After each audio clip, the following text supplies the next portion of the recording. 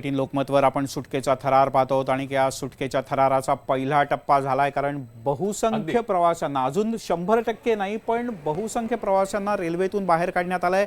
आणि आता चामटोली गावाच्या इथे काही जणांनी पुढाकार घेऊन एका हॉलमध्ये, एका बंगल्याच्या हॉलमध्ये आणि एका समाज मंदिरामध्ये या सगळ्या नागरिकांची व्यवस्था करण्यात आली आहे। त्यांना तात्पुरतं चहा आणि बिस्किट देण्यात आलेली आहेत। आपण पाहतोय अक्षरशः थकून गेलेले आहेत प्रवासी। आपल्या घरच्यांना आपल्या सुटकेची बातमी पोहोचवणं हे त्यांना सगळ्यात आधी महत्त्वाचं वाटतंय, जे अति स्वाभाविक आहे। 17-18 तास हे सगळे प्रवासी अडकून पडले होते।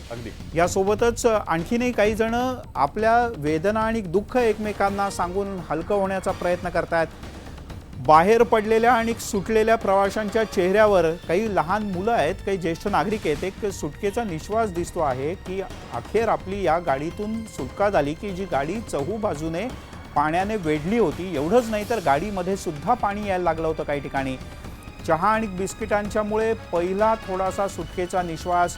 आणि इथे काही वेळापूर्वी आपले प्रतिनिधी अजित मांढरे यांनी आपल्याला सांगितल्याप्रमाणे त्यांनी स्वतः पुढाकार घेऊन स्थानिक कार्यकर्त्यांच्या मदतीनं एका गर्भवती महिलेला एक रिक्षा मिळवून दिलेली आहे, की जी आता कल्याण बदलापूरच्या दिशेने रवाना झाली, जिला तातडीनं वैद्यकीय मदत मिळणं सुद्धा आवश्यक आहे। बघितलं तर स्थानिकांचं खूप मोठं योगदान आहे या सगळ्या बचाव कार्यामध्ये। स्थानिकांचं म्हणजे प्रशासनाला माहिती देण्यापासून एनडीआरएफच्या टीमला तिथं घटनास्थळी छोटा जो चांगल्या स्वरूपाचा मार्ग आहे किंवा डोंगराच्या बाजूचा जो जवळचा मार्ग आहे तो सुचवण्यापासून असं अनेक काम स्थानिकांनी केलेलं आहे। त्यांचं कौतुकच करायला पाहिजे। थेट जाऊयात घटनास्थळी। आपले प्रतिनिधी अजित मांढरे आपल्या सोबत आहेत। अजित, आपण बघतोय ट्रेन मधल्या सगळ्या प्रवाशांना आता बाहेर तर काढण्यात आलेलं आहे, मात्र आता चामटोली गावापासून ते बदलापूर स्टेशन पर्यंत नेण्याची व्यवस्था कशी काय करण्यात आलेली आहे? त्यांच्या 2 वाजलेले आहेत, 2 वाजून गेलेले आहेत, त्यांच्या जेवणाची कशी काय व्यवस्था केली जाणार आहे त्याबद्दल काय सांगशील?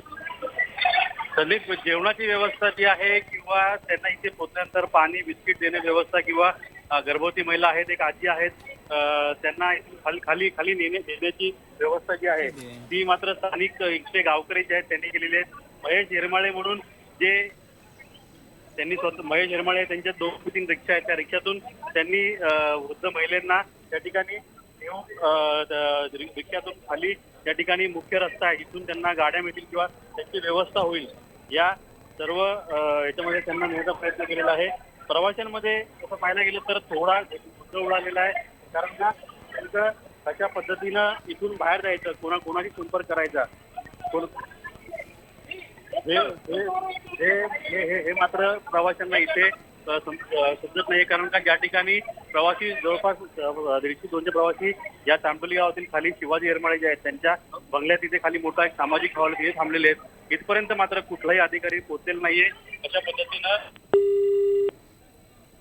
संपर्क तुटला आपला अजित मांढरे यांच्या बरोबर। आणि या भागातही प्रचंड पाऊस एवढा आहे की नेटवर्क सुद्धा नाहीये, किंवा अनेकांचे मोबाईल जे रात्रभर गाडीत होते त्यांना आता स्थानिकांनी मोबाईल सेवा सुद्धा उपलब्ध करून दिली आहे, चार्जिंगची सेवा उपलब्ध करून दिली आहे। कारण रात्रभर रेल्वेमध्ये थांबून रेल्वेचा वीज पुरवठा होता तो सुद्धा खंडित करण्यात आला होता, इंजिन सुद्धा बंद करण्यात आलं होतं, त्यामुळे आत वीज नव्हती। अनेकांचे सातत्याने संपर्क साधून फोनही बंद पडले।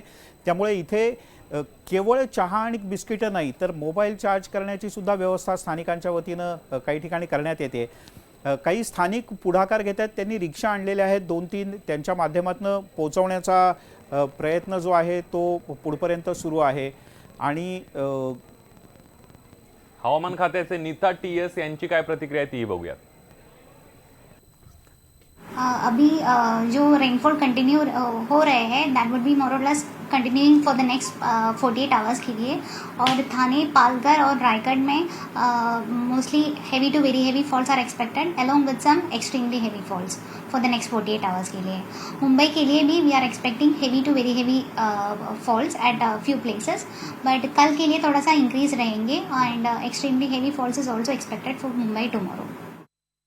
मिलिंद, हवामान खात्यानं सुद्धा हवामानाचा अंदाज दिलेला आहे की मुंबई उपनगर आणि ठाणे आणि उपनगरांमध्ये मोठ्या प्रमाणावर पाऊस पडण्याची शक्यता आहे। मुसळधार ते अतिमुसळधार पावसाची शक्यता वर्तवण्यात येते। ही 3 दृश्य आपण बघतोय।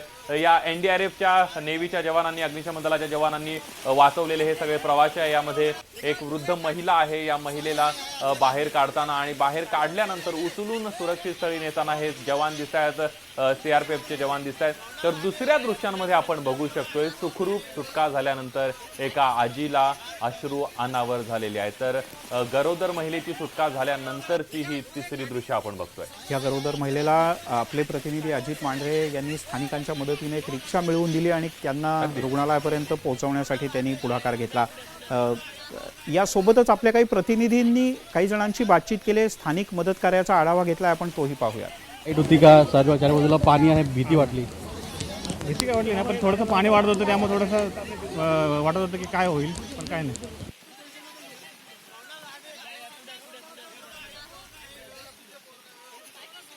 होती का सर्व चार बाजूला पाणी आहे, भीती वाटली? भीती काय वाटली ना, पण थोडंसं पाणी वाढत होतं त्यामुळे थोडंसं वाटत होतं की काय होईल, पण काय नाही। चांगलं सहकार्य केलं। हे संपूर्ण कुटुंब जे आहे, हे संपूर्ण कुटुंब या ट्रेनमध्ये अडकलं होतं आणि त्यांना सुखरूप बाहेर काढलेलं आहे। NDRFचे जवान आहेत या ठिकाणी, स्थानिक पोलीस प्रशासन आहे, गावकरी आहेत, सर्वांनी चांगल्या पद्धतीने सहकार्य करून या संपूर्ण जे प्रवासी आहेत त्यांना सुखरूपपणे बाहेर काढलेलं आहे। अजित मांढरे, न्यूज 18 लोकमत, कामडोली। महालक्ष्मी एक्सप्रेसमध्ये जे अडकलेले प्रवासी आहेत त्यांचं रेस्क्यू ऑपरेशन आता युद्ध पातळीवर सुरू आहे। या ठिकाणी आपण पाहू शकतो की रेल्वे ट्रॅकच्या दरम्यान जे पाणी साचलं होतं ते आता ओसरायला सुरुवात झाली, त्याच्यामुळे NDRFची टीम असेल, गावकरी असेल किंवा नेव्हीची टीम असेल, या ठिकाणी दोरीच्या माध्यमातून या प्रवाशांना काढण्याचा प्रयत्न करत आहे।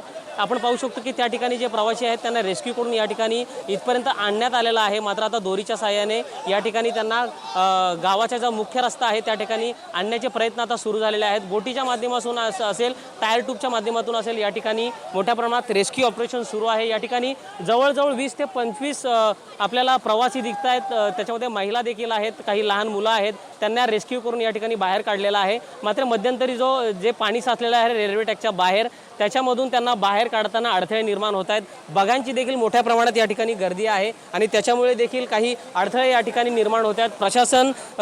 प्रशासन या ठिकाणी मदतीला धावून आलेला आहे, मात्र काहीसा उशीर झालेला आहे, त्याच्यामुळे जवळजवळ 8 ते 10 तास या ठिकाणी हे प्रवासी अडकून पडलेले आपल्याला दिसत आहेत। दोरीच्या माध्यमातून या ठिकाणी रेस्क्यू ऑपरेशन सुरू आहेत। काही प्रवाशांना सुखरूप बाहेर काढण्यात प्रशासनाला यश आलेलं आहे। अजून हे मदत कार्य अजून काही तास असं सुरू राहणार आहे। गणेश गायकवाड, न्यूज 18 लोकमत, वांगणी।